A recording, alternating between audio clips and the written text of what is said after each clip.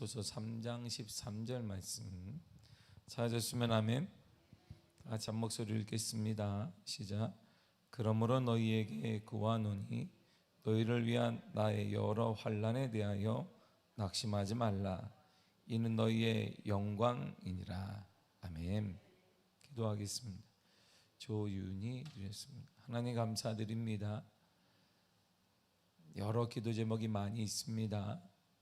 그 중에 가장 우리 가운데 마음에 남고 소중히 여기는 것은 하나님의 허락하신 우리 자녀들이 믿음의 자녀, 믿음의 가정, 믿음의 가문을 이뤄가는 복된 역사가 일어나기를 원합니다. 우리에게 꼭 필요한 것은 주님께 붙어 있는 것입니다. 주님과 함께하는 것입니다. 세상은 흔들리고 사람들은 변화되지만 하나님과 함께하는 사람은 주님이 보호하시며 주님이 인도하시며 주님이 역사하여 주심을 믿습니다. 간절히 소원합니다. 사랑하는 자녀들에게 더 큰 믿음을 허락하시고 믿음으로 이 어려운 시기를 헤쳐나갈 수 있는 은혜와 용기도 허락하여 주옵소서. 오늘 이 시간에도 간밤에 단잠 허락하시고 주의 전에 나와 하루를 열어가게 하신 은혜를 찬양합니다. 주님, 물 붓듯 하시는 하나님의 은혜의 역사를 허락하시니 말세에 약속하신 성령의 은혜를 이 시간도 우리에게 허락하여 주옵소서. 예수님의 이름으로 기도했습니다. 아멘. 신앙인에게 가장 무서운 병에 대해서 오늘 사도 바울이 에베소 교인들을 향해 말씀하고 있습니다. 한때 전 세계 기독교인들은 한결같이 한국 교회만큼은 절대 쇠퇴하지 않을 것이라는 정확한 이상을 하나 가지고 있었습니다. 100여 년 만에 불같이 일어난 한국 교회를 바라보고 그리고 곳곳마다 이 작은 땅덩어리 모든 교단의 가장 큰, 전 세계에서 가장 큰 교회 건물들이 지어지기 시작했고 지금도 그 기록은 깨지지 않고 있습니다. 장로교, 오순절, 감리교 이러한 모든 교회, 전 세계를 막론한 모든 종교의 교파들의 우리가 기독교 안에 모든 종단들의 모든 교파들의 가장 큰 교회가 한국 교회다 지어지고 있고 지어졌습니다. 그걸 바라보면서 한국 교회만큼은 쇠퇴하지 않을 것이라는 그러한 사고가 한때는 있었습니다. 그런데 지금 우리의 모습을 보십시오. 건물은 그대로 있습니다. 건물은 여전히 전 세계의 모든 교파들 가운데 가장 큰 교회들이 여전히 차지하고 있습니다. 그런데 자리가 점점 채워지지 않고 있습니다. 그리고 또다시 많은 적지 않은 교회들이 우리 지역을 포함해서 가장 큰 교회들이 지금 분열되고 있고 깨어지고 있으며 상처를 받고 있습니다. 그래서 가난한 교회들이 늘어나고 있습니다. 교회는 안 나가는데 종교 실태 조사하면 기독교인이라고 말합니다. 그들은 교회에 대해서 적대감을 갖고 있으나 종교 조사를 하게 되면 그래도 내가 기독교인일 것이다 라고 동그라미를 치고 있습니다. 그게 20%예요. 그러니까 허수를 빼면 오늘날 우리가 알다시피 그 기독교인 몇 명이냐라고 말하기가 대단히 부끄러운 시대가 되어버렸습니다. 오늘 이것이 우리의 한국교회의 모습입니다. 그렇기 때문에 사단이 우리의 기독교 신앙을 무너뜨리기 위해 사용하는 도구가 있을 것입니다. 한국교회를 바라보거나 여러 가지 많은 문제를 바라볼 때 사단이 교회를 향해서 그 기독교인을 향해서 무너뜨리는 도구가 있을 거예요. 신앙인의 마음을 무력하게 만들고 의욕을 상실하게 만드는 것은 무엇일까요? 그것이 바로 오늘 사도 바울이 에베소 교인들에게 경고하고 있고 부탁하고 있는 낙심이라는 것입니다. 한때 기독교는 낙심한 민족을 세웠습니다. 한때 기독교는 처지고 가장 가난했고 우리가 못 배웠던 그 한민족을 세워놨습니다. 전쟁 중에 세워놨고 일제시대에 세워놨습니다. 일제시대에도 이겨내게 만들었고 6.25 남북전쟁 가운데도 이겨내게 만들었던 힘이 바로 기독교 운동이었습니다. 기독교 신앙이 바로 이런 힘이었는데 오늘 한국교회는 교회 자체가 그리스도인 자체가 낙심으로 인하여서 다 무너져 내리고 있습니다. 그 낙심이라는 녀석은 기독교인 개개인들에게 희망을 잃어버리게 합니다. 급속히 교회로 전염되게 만들게 하고 교회의 미래를 암울하게 만들고 있습니다.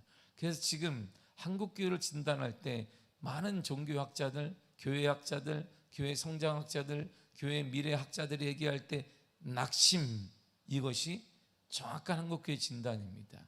미래 세대를 바라보며 낙심, 오늘 예배를 바라보며 낙심하고 있습니다. 이처럼 낙심은 그리스도인을 무섭게 파괴하는 무기일 뿐 아니라 이 사회를 파괴시키는 사단의 무기임이 분명합니다. 에베소 교인들을 향한 사도 바울의 생각도 같습니다. 본문의 13절을 다시 한번 읽겠습니다. 시작. 그러므로 너희에게 구하노니 너희를 위한 나의 여러 환난에 대하여 낙심하지 말라. 이는 너희의 영광이니라. 아멘. 이들이 지금 에베소 교인들이 낙심하고 있습니다. 그러니까 사도 바울이 낙심하지 마세요라고 부탁을 하고 있습니다. 왜 낙심할까요? 기대에 어긋난 결과가 났기 때문에 낙심하는 것이에요. 꿈이 좌절된 것처럼 느껴지는 현실 앞에 인간은 낙심합니다. 선한 일을 행한 결과가 드러나지 않을 때 낙심하게 되어 있습니다. 기도응답이 더디 올 때 낙심하고 있습니다. 특별히 에베소 교인들은 이방인들이에요. 이방인 사역의 최전방에 섰던 사람이 사도 바울입니다. 근데 사도 바울의 삶이 지금도 위태위태한 거야. 하나님의 은혜 가운데 사도 바울의 삶이 일치월장하고 복음의 역사와 은혜가 충만할 줄 알았는데 사도 바울이 가는 곳곳마다 혼란을 당해요.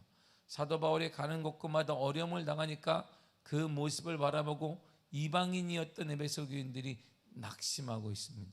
사도 바울이 이제 끝나면, 사도 바울이 무너지게 되면 우리는 어떻게 되는 거야? 우리에게 복음을 주었던 그 사람이 끝나면 우리는 예루살렘 교인들과 어떻게 되는 거야? 우리는 베드로와 11 사도와 어떻게 이어지는 거야? 그래서 이들이 낙심하고 있습니다. 바울이 여러 환난을 당하는 것을 바라보고 낙심하고 있는데 바울이 이렇게 살았기 때문이에요. 고린도후서 4장 8절에서 11절입니다. 시작. 우리가 사방으로 우겨쌈을 당하여도 쌓이지 아니하며 답답한 일을 당하여도 낙심하지 아니하며 박해를 받아도 버림받지 아니하며 거꾸로 트림을 당하여도 망하지 아니하고 우리가 항상 예수의 죽음을 몸에 짊어짐은 예수의 생명이 또한 우리 몸에 나타나게 하려 함이라. 우리 살아있는 자가 항상 예수를 위하여 죽음에 넘겨지면 예수의 생명이 또한 우리 죽을 육체에 나타나게 하려 함이라.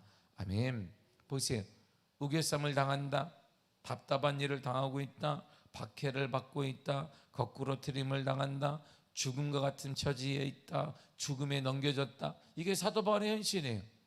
이 사도 바울의 현실을 바라보며 하나님이 사도 바울을 썼다면 이런 모든 것도 없고 죽음도 없고 고난도 없고 형통하게 되고 대로를 쫙 달릴 줄 알았는데, 그러니까 사도 바울이 이방인 선교의 제 앞에 있는 사도 바울이 저 정도라면 우리 이방인들인 우리는 얼마나 큰 고난과 낙담, 우리는 낙심과 우겨쌈과 박해와 거꾸로 트림과 죽음에 넘겨지겠느냐, 이러면 결론이 딱 난 거야.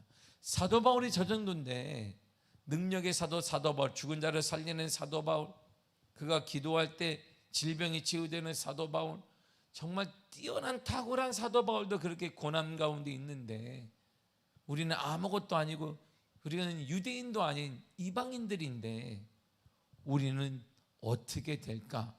그러니까 그들이 다 두려워하고 낙심하고 있는 것입니다. 현재 바울은 에베소 교인들을 향해 에베소 교인들을 위해 고난당하고 있습니다. 이방인 선교를 위해 쓰는 바울에게 늘 고난 어려움이 뒤따랐고, 그래서 에베소 교인들은 낙심하게 되어 있어요. 그렇잖아도 힘든데 더군다나 사도 바울이 우리 에베소 교인들 때문에 고난을 받고 있다는 걸 바라보고 이들은 더욱더 낙담하고 있습니다. 그런데 사도 바울이 낙심하지 마세요라고 부탁하며 명령하고 때로는 간절히 소원하는 이유가 여기에 있습니다. 다시 한번 본문의 13절 읽겠습니다. 시작. 그러므로 너희에게 구하노니 너희를 위한 나의 여러 환난에 대하여 낙심하지 말라. 이는 너희의 영광이니라. 아멘. 낙심하지 말라. 이는 너희의 영광이니라. 내가 여러 환난을 당하는 것 때문에 낙심하지 말아라. 내가 여러 환난을 당하는 것은 이것은 너희의 영광이다 그랬어요. 고난은 영광의 전제 조건입니다.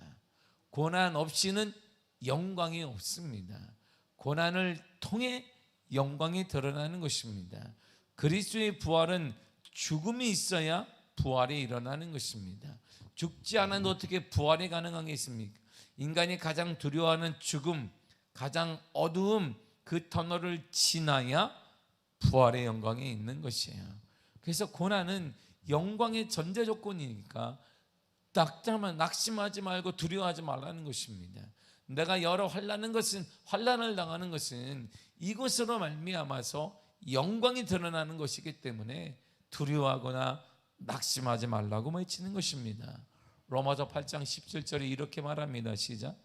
자녀이면 또한 상속자 곧 하나님의 상속자요 그리스도와 함께한 상속자니 우리가 그와 함께 영광을 받기 위하여 고난도 함께 받아야 할 것이니라. 아멘. 우리가 그리스도와 함께 영광을 받기 위해서는 먼저 고난도 함께 받아야 된다 이런 것이. 사도 바울이 지금 그리스도로 인해 복음을 전하는 것 때문에 이방인 선교를 위하여서 에베소 교인들 때문에 고난을 받고 있습니다. 그 이유는 이렇게 설명하는 사도 바울은 이것은 그리스도와 함께 영광을 누리는 통로가 되기 때문에 낙심하지 말라는 것입니다. 여러분도 마찬가지입니다. 혹시 여러분 가운데 주님의 일을 때문에 주의 일을 하다가 어려움을 당하고 있기를 바랍니다. 할렐루야. 어려움을 당했으면 좋겠습니다. 우리도 좀 당해 봤으면 좋겠습니다. 주님의 일이 먼저이기 때문에 주님의 일을 하기 위해서 우리가 여러 문제를 당하거나 이랬으면 좋겠는데 오늘날 우리는 절대 너무나 똑똑하기 때문에 손해나는 일을 안 합니다. 주님 때문에 손해나는 것 정말 싫어합니다. 자녀 때문에 손해나는 것 오케이. 나가 뭐 때문에 나 때문에 손해가 나도 아이고 내가 실수했구나. 그런데 주님 때문에 손해가 나는 것 절대 우리는 이해되지 않는 시대가 되어버렸고 이것이 정상인 것처럼 살아가는 시대가 오늘날이에요.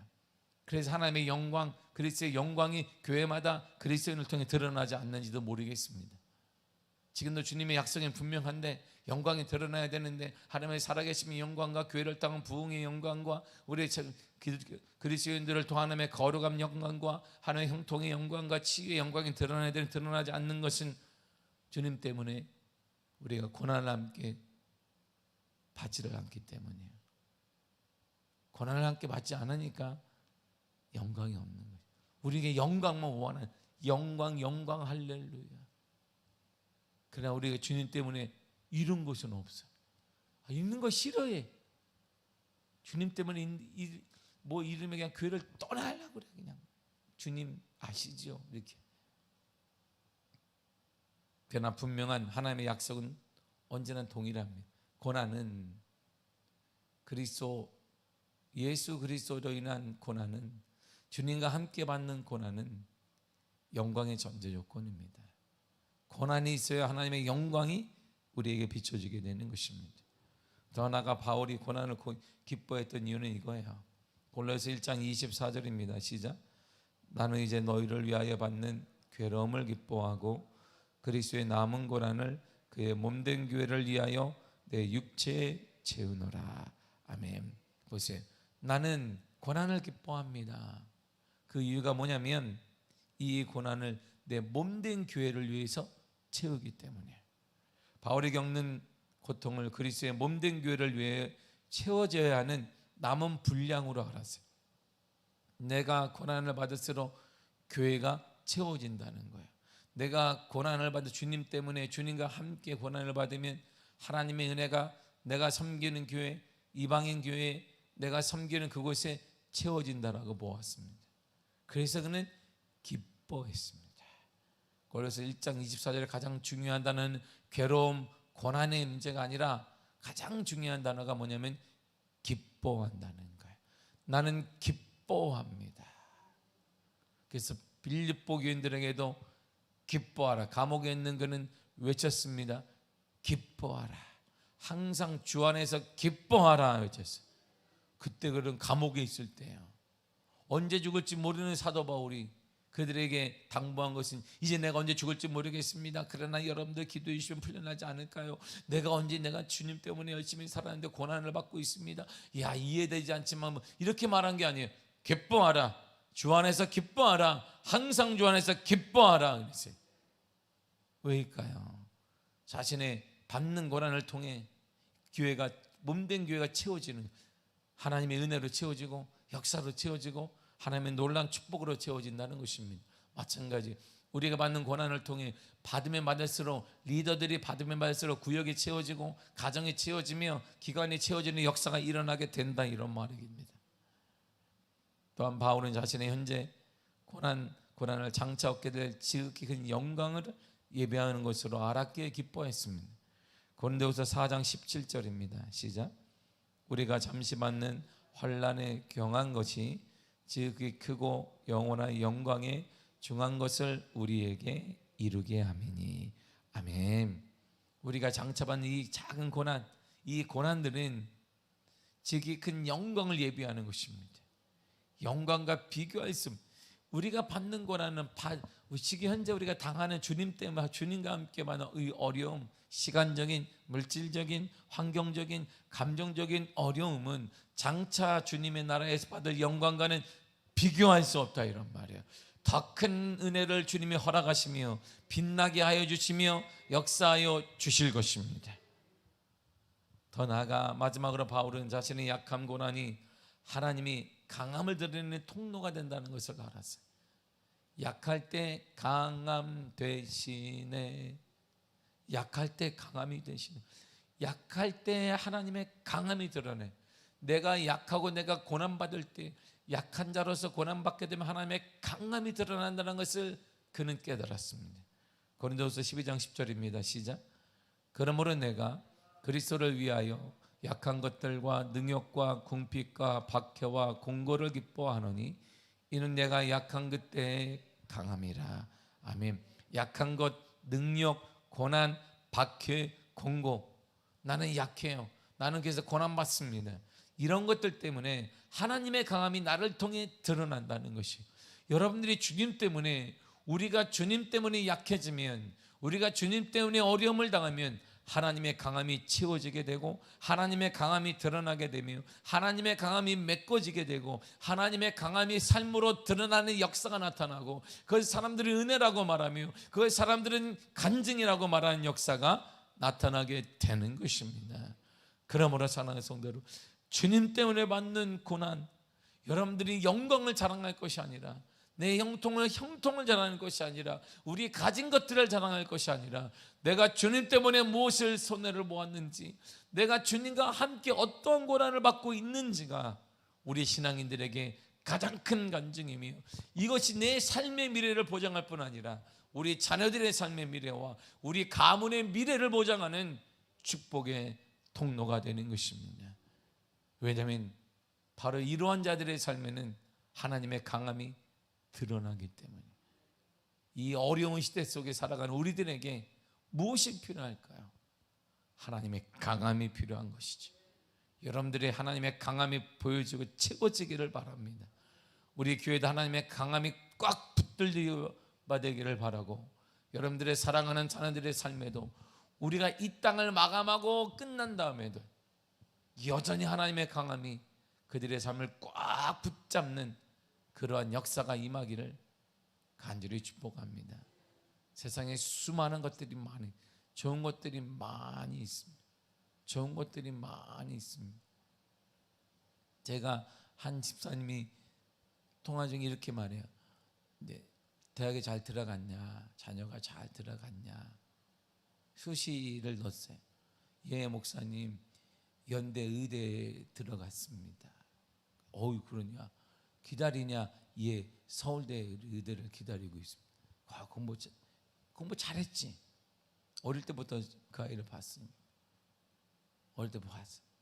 잘해. 그 아이 이름도 내가 지어줬어요. 그러냐 집사님, 근데 중요한 게 한 가지가 있다. 서울대 의대를 들어가든 연대 의대를 들어가든 내가 가장 중요한 게 한 가지가 있다. 신앙생활 제대로 가르쳐라. 이게 이러면 아무 의미가 없다. 집사님이 삶을 마감한 후에 후회하게 될 것이, 그 전에 후회하게 될 것이다. 하나님 없는 인생, 이것이 우리 인생이 얼마나 불안하고 얼마나 약한지 늦기 전에 깨닫지 말고 신앙생활 가르치라. 지금 철저히 하는데, 철저히 하는 그 형식적인 것 말고도 깊이 있게 하나님 만나게 해라. 이것이 그 아이의 미래의 성공이 될 것이다. 그 아이의 이름은 내가 지어줬으니 태어날 때 정신을 바짝 차리시기를 바랍니다. 제가 해줄 수 있는 말이 이거예요. 나는 그것이 자랑거리가 아니기를 바라요. 집사님, 이 아이가 서울대 의대에 들어가든 연대 의대에 들어가든 이것이 자랑거리가 아니기를 바랍니다. 정말 집사님의 자랑은 이 아이가 주를 위해 어떤 일을 했는가, 주와 복음을 위해 어떤 것을 포기했는가, 이러한 멋진 인생이 되기를 바라고, 이것이 교과서가 아니라, 이것이 단지 구호나 외침이 아니라 삶 속에 드러나는 하나님의 역사로 나타나기를 바랍니다. 제가 사랑하는 부부에게 했던 말이 짧은 내용이에요. 짧은 내용이고 우리 사모님은 더 동일한 내용으로 얘기를 했을 뿐입니다. 사랑하는 성도 여러분, 우리가 약해지면, 우리가 주님 때문에 어려움을 당하면, 주님으로 인해서 함께 어려운 길을 걷게 되면 하나님의 강함이 드러나요. 오늘날 우리 시대에 무엇이 필요할까요? 똑똑한 사람 많습니다. 학벌 좋은 사람 많습니다. 이 사회는 그런데 점점 불안에 빠지고 있고 사람들이 신음하고 있습니다. 우리의 가장 필요한 게 뭘까요? 이 어두운 시대일수록 하나님의 강함이 필요한데 주님이 약속하셨어요. 하나님의 강함은 아무에게 나타나는 것이 아니라 그리스도를 위해 약해지고, 그리스도를 위해 능욕받고, 그리스도를 위해 궁핍하고, 그리스도를 위해 박해를 받고, 그리스도를 위해 어려움을 당하는 자, 그 사람에게는 하나님의 강함이 드러난다는 거예요. 여러분의 가정을 위해서가 아니라, 여러분의 자녀 때문에 어려움을 당하는 것이 아니라 그리스도를 위해, 그리스도를 위해, 그리스도를 위해, 내가 그리스도를 위하여 약해지고 능욕받고 배고프고 어려움 당하고 박해를 받을 때 하나님의 강함이 그에게 드러나는 것입니다. 하나님의 강함이 우리 교회에 드러나는 것입니다. 그래서 어려울 때 교회는 섬기는 것이고, 어려울 때 교회일수록, 어려울 때일수록 다음 세대를 섬기고 후원하고 우리가 교회에, 미자리 교회를 후원하게 되는 것입니다. 왜냐하면 그때 하나님의 강함이 확 드러나기 때문이에요. 하나님의 강함을 볼 수 있기 때문입니다. 이런 놀라운 하나님의 강함의 역사가 여러분들의 삶에 보여지기를 바랍니다. 이런 강한 손이 하나님이 꽉 붙들고 있는 이사야 41장 10절의 내용처럼 꽉 붙들고 있는 하나님의 귀한 역사가 여러분들의 인생이 되시기를 간절히 축복합니다. 기도하겠습니다. 하나님 감사드립니다.